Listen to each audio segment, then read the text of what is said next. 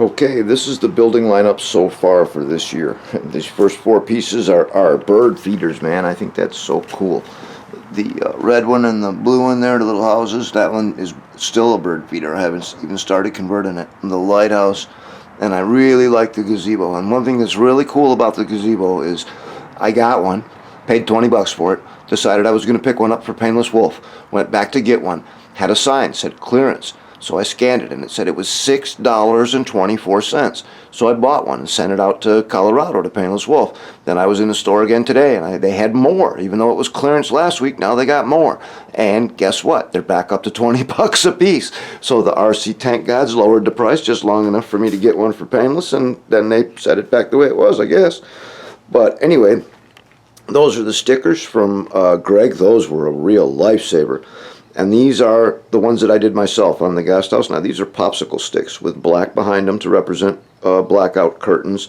And you can see I didn't do that great a job. You can see that on that one on the right, you can see it poking through at the top. And, you know, and they're very, very time consuming, very tedious.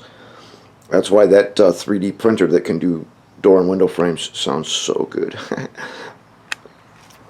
Still haven't gotten to the barn. There's the bridge that Harley made for me. All I've done is just shot it with a little bit of that Rust-Oleum camouflage dark earth. And then here we've got the one that I had last year. Now these windows are ones that I printed off the internet from that Froggy Stuff dollhouse site. And I just printed them, sized them like I wanted it, and glued them to manila file folder to give them a little thickness, and then glued that to the building. And of course the brown pieces are wood. That's interior finish molding from Home Depot. And then you can get corner molding. This was the brown. This is almost like a styrofoam type corner molding. It's just glued in place. And then like this, you go to Home Depot, you go to the drywall section. See the white corner on that red building? They make these corner beads for drywall. They're for outside corners when you're hanging drywall, and they'll have a cloth strip on each side. But you cut that away with a razor knife, and you're left with the 1/4-inch angle of metal with cloth on the back that holds the glue real good. And you can just put some Gorilla Glue back there and stick them on with masking tape for a half hour or so, and you're all set. Now this is the small barrel for the castle, and these two are bigger. And on this one I've started to experiment with the texture paint.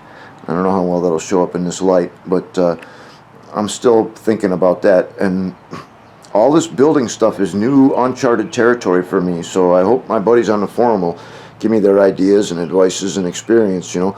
What I'm thinking about doing with this is getting some 1/16 pinstripe tape and laying out like mortar, you know, on really large blocks, paint it primer white first, and then do the tape, and then spray the texture paint, and then when you peel up the tape you should be left with mortar lines. I don't know, you guys think that'll work? I don't know. So that's the lineup so far. I got to build a church next. That's next, is a church. Till then, we'll see you next time.